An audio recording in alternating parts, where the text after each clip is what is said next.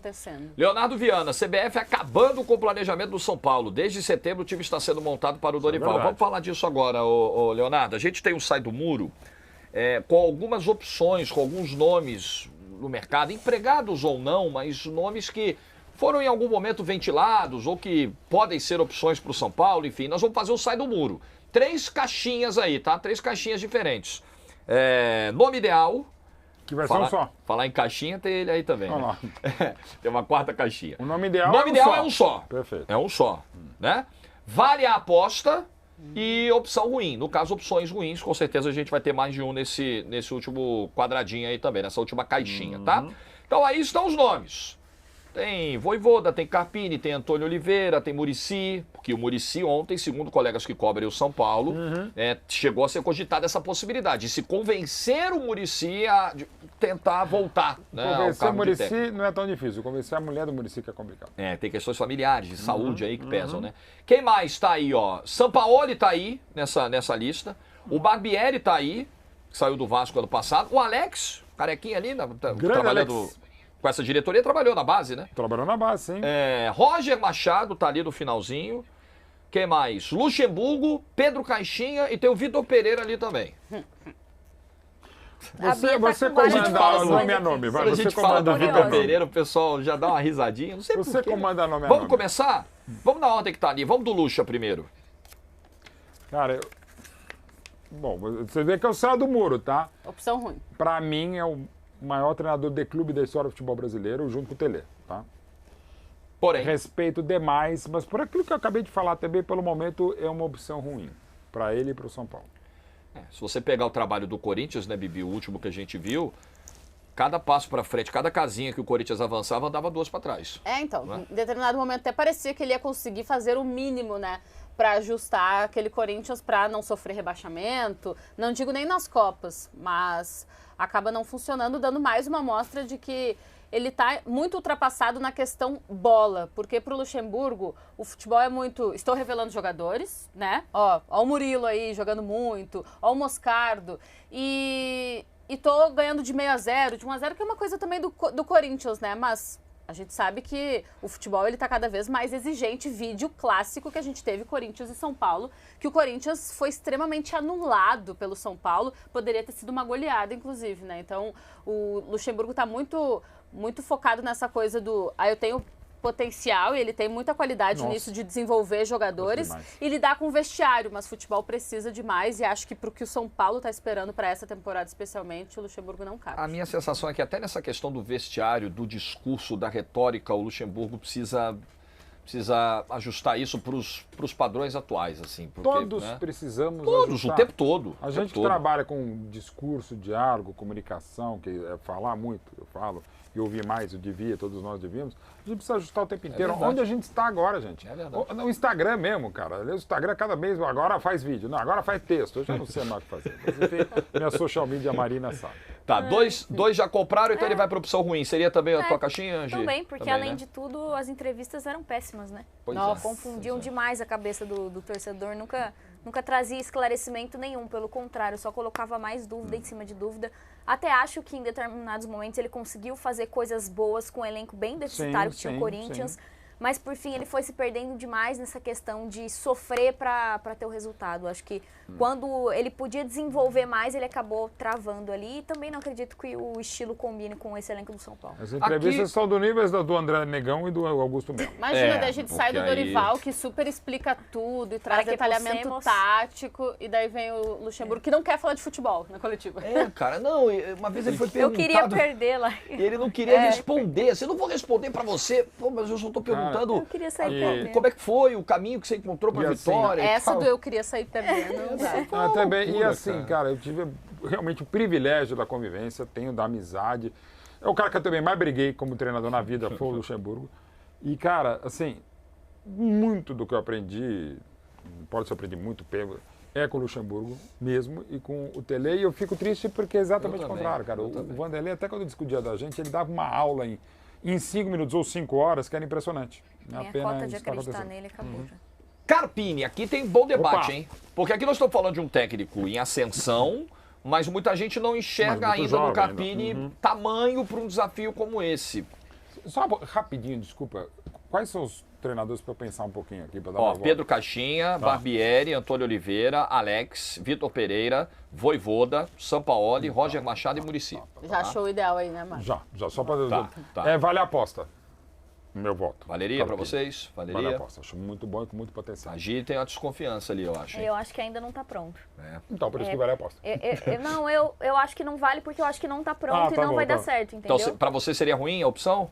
Para mim, assim, seria outra opção que não está aí, mas... Pode ser que daqui a 3, 4 anos seja diferente. Sim, eu acho ainda opção ruim, porque o São Paulo... Terceira rodada.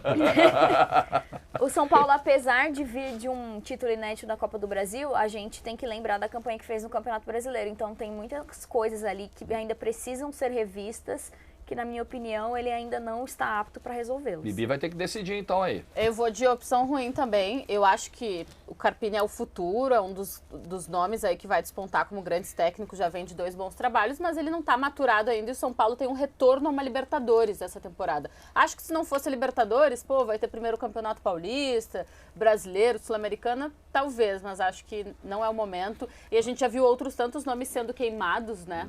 Assumindo rapidamente grandes times, inclusive eu vou trazer um deles aqui, que para mim seria uma boa possibilidade.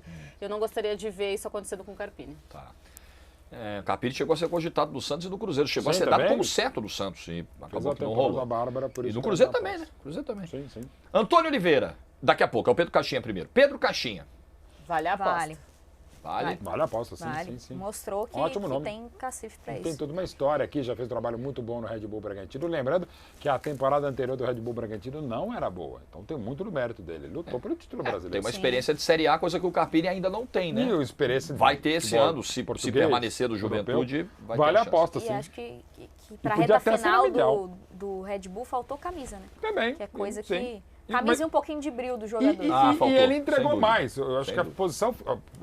Para mim, eu deixei claro que eu saí do... Para mim, o Bragantino era tipo 10º antes de começar o campeonato. Fez um campeonato muito melhor que encomenda. Não, e começa mal também o campeonato, né? Ele tem aquela virada lá contra o Flamengo, né? Que é quando as coisas começam a acontecer. O Caixinha só iria encontrar um outro cenário aqui, porque trabalhar no Red Bull Bragantino é mais tranquilo em termos de pressão, por resultado da própria torcida, né? São Paulo tem uma torcida imensa, mas ainda assim eu acho que vale muito a aposta. Tá, saindo então do atual técnico do Red Bull para o anterior, que é o Barbieri. O último trabalho do Barbieri foi no Vasco, não foi um bom trabalho. Acho que não tinha nem no Red Bull foi bom, né? No Red Bull Bragantino foi até um bom, né? Relativamente. Momentos bons. Foi finalista sul-americano. Mais ou menos. No Vasco foi ruim. Terminou mal. Pra mim, é opção ruim. Ruim, Gi? Não. Ruim. Já que é pra botar em caixas, não no caixinha, é opção ruim. Antônio Oliveira. Gosto dele.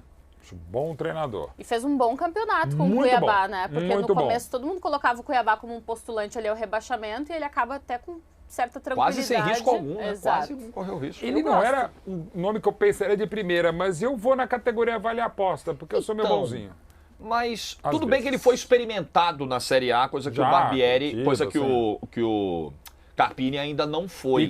E com cenários diferentes, né? E com cenários com limitações, né? Mas se a gente for olhar o 2023 de cada um, tudo bem que o Antônio Oliveira faz um campeonato de meio de tabela com o Cuiabá, que é muito bom legal, dentro da realidade orçamentária do Cuiabá. E o Cuiabá tinha perdido o seu fundador também no início do ano passado.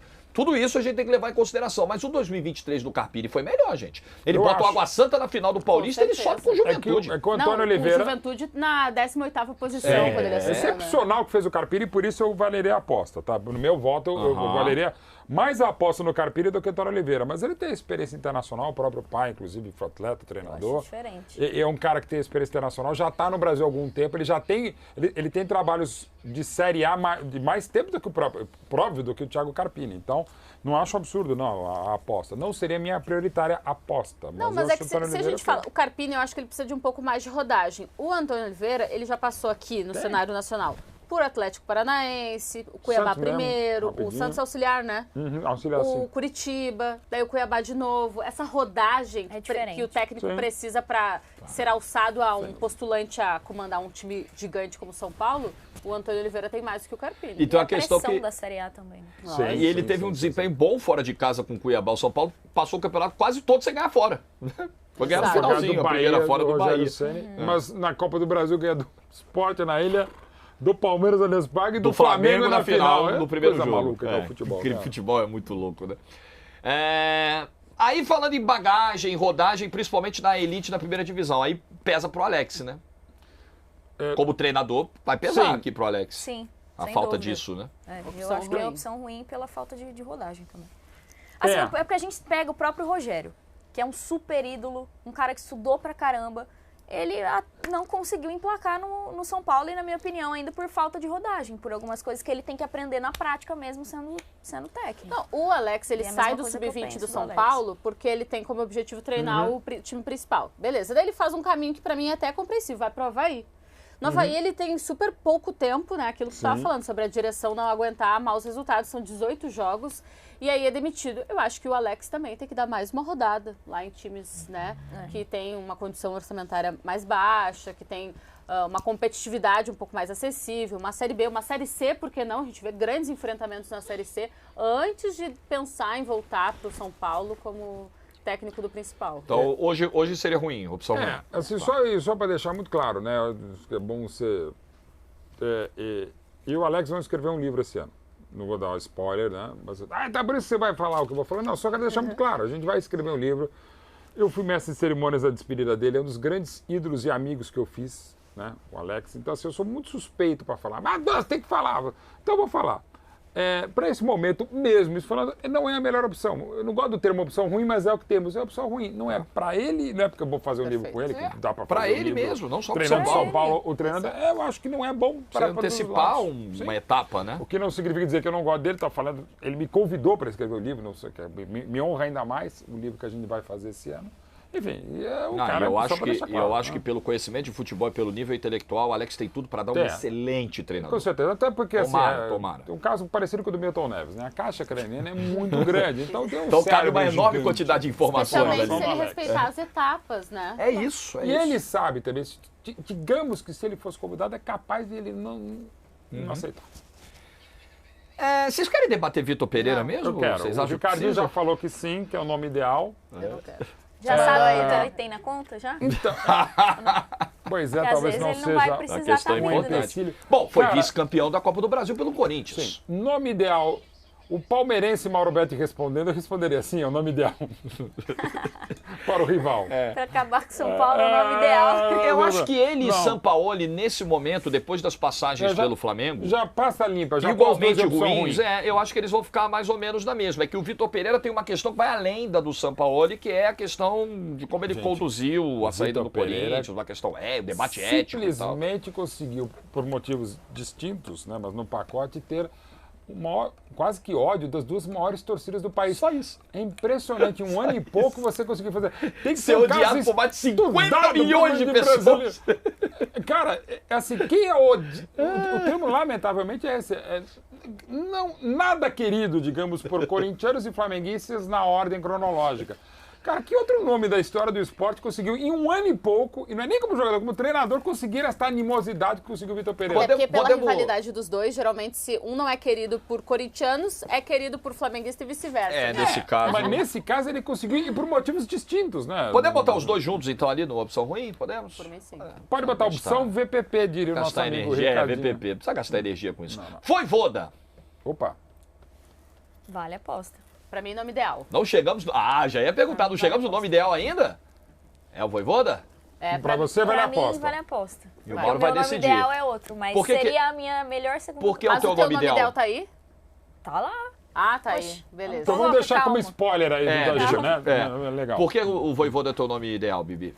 Eu acho que pelo trabalho que ele vem fazendo com o Fortaleza já há algumas temporadas, né? A gente estava falando sobre clubes que têm menos orçamento. É claro que o Fortaleza está à frente de vários outros, porque pode ter um orçamento mais baixo, mas tem um projeto que está à frente de gigantes, né? Levado a sério, bem construído. E acho que por tudo que ele desenvolveu dentro de campo, fora dele, né, também vestiário, também em momentos difíceis, a recuperação que ele consegue com o Fortaleza naquele campeonato brasileiro que parecia que o Fortaleza ia voltar a disputar uma Série B. Eu acho que pela construção de identidade também que ele conseguiu nesses anos de Brasil, acho que isso faz com que ele chegue bem preparado para sair daquele mundinho já. Ele virou um dos grandes nomes da história recente do Fortaleza. Acho que ele entregou muito do que podia com esse elenco, né? Uma pena que não tenha conseguido conseguido conquistar a Sul-Americana na temporada passada, mas em termos regionais conseguiu muito e colocar o Fortaleza pela primeira vez numa Libertadores da América também. Acho que ele já está pronto para voos maiores aqui no Senado, com todo respeito ao Fortaleza, que é um time imenso de torcida de massa, mas acho que ele já estaria pronto para sair daquele cenário e vir para um dos maiores aqui do Brasil. Mauro vai decidir, então, onde fica o Vojvoda. Vou usar um exemplo aqui, por isso que eu estava pegando aqui no celular. O livro se chama No Tendrás Cojones de Hacerlo. Já citei algumas coisas, eu queria só ver se era o Hacerlo mesmo, é isso. É o primeiro dos 7.438 livros escritos sobre o Pepe Guardiola, treinador. É a frase que ele disse ao presidente do Barcelona quando convidado a sair do Barcelona B para assumir o time de cima. Ele falou, o Guardiola virou presidente do Barcelona e falou, no tendrás cojones de hacerlo. Você não vai ter coragem para fazer, você não vai ter aquilo roxo para fazer. Treinador como fez e nos primeiros 6 campeonatos ele ganhou todos e é o Guardiola. Eu peguei o exemplo para mim do Pelé dos bancos, que é o Guardiola, que a gente não sabia se o Guardiola ia ser o Guardiola. O Zagallo ia virar Zagallo como treinador, o Tele Santana ia virar Tele Santana, o Tinho, o Enio Andrade, o Vanderlei Luxemburgo, o Thiago Carpini, esses nomes todos. Então eu quero citar isso por conta do Vojvoda. Ah, mas o Vojvoda só treinou o Fortaleza desde maio de 21, no futebol brasileiro. Pô, e olha o trabalho. E já era bom o feito na Argentina. Até por esses seguidos nãos que ele deu e já deu ontem pro São Paulo, cara, pô, é um cara, até por esse, pô, é um cara que eu quero ainda mais ter, porque ele tem essa identificação, vou dizer que esse caráter, que ele é melhor, não, uma série de motivos o levaram a permanecer nesse trabalho bárbaro que faz o Fortaleza, fazer com o Marcelo Paz presidente, agora CEO da SAF do Fortaleza, ok. Então, assim, é um cara diferente para mim já nisso, já legal. Pode parecer um contrassenso, mas você muda muito de empresa, acumula cargos, o Diniz também, o Dorival Júnior, o que fez com o Ceará, o que fez agora com o São Paulo, ok. Mas eu quero citar que eu gosto, prezo muito isso. Pelo que ele faz no Fortaleza, bárbaro. Então, assim, para mim, por esses nomes todos aqui aventados, para mim é o nome ideal, sim. Se vai dar certo, não sei, ninguém sabe. Se o Guardiola viesse para São Paulo, eu não saberia. Se voltasse o Tele Santana, e lembrando sempre, o Tele Santana é de 90, porque o Tele Santana, em 73, foi a primeira vez que ele trabalhou no São Paulo e foi derrubado pelos jogadores. Como, aliás, antes dele chegar ao São Paulo, ele foi derrubado pelos jogadores do Palmeiras em 90. Então, às vezes acontece. Os maiores foram derrubados. Como o Parreira foi derrubado por alguns daqueles jogadores do São Paulo em 96, o Parreira. E como alguns jogadores do São Paulo tentaram derrubar o Tele em março de 92. Não fosse a presidência, o São Paulo teria perdido antes de ganhar a primeira Libertadores do Tele Santana. Os caras do Santos derrubaram o Nelson no 7x1. Do 7x1. E acontece, tá, gente? Acontece. Mas, enfim, isso colocado. O nome ideal pra mim é o Vojvoda. Ô, Jorge, eu vou dar uma muretada aqui rápida, só porque eu acho que desses é o nome ideal, mas eu não torço pra isso, tá? Pelo contrário, eu gosto muito dessa fidelização que existe entre Vojvoda e Fortaleza, de como as duas partes se respeitam.